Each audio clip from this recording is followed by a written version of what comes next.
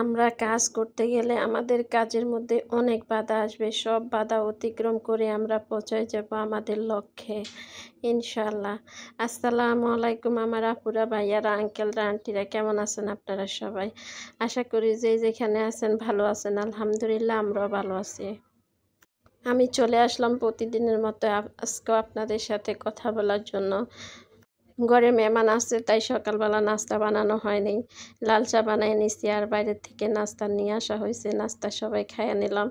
আর এই যে আমি তরকারিগুলো বসায় নিতেছি। আজকে এই যে বরবটি দিয়ে চিংড়ি মাছ দিয়ে রান্না করব আর মাছ ভাজি করে নেব, শাক ভাজি করব।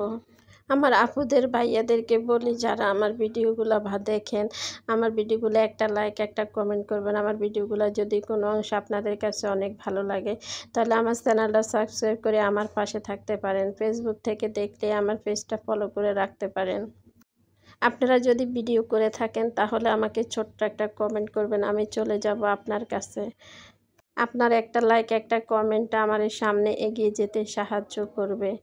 এভাবে আমরা একে অপরের পাশে থেকে সামনে এগিয়ে যেতে সাহায্য করতে পারি। এই যে রান্না করতে করতে অনেক কথাই বলে ফেলেছি, যদি ভুল হয় আমায় ক্ষমা করবেন। মানুষ মাত্রে তো ভুল হতে পারে, তাই না? আমি যদি ভুল করে থাকি তাহলে আমাকে ক্ষমা দৃষ্টি দেখবেন।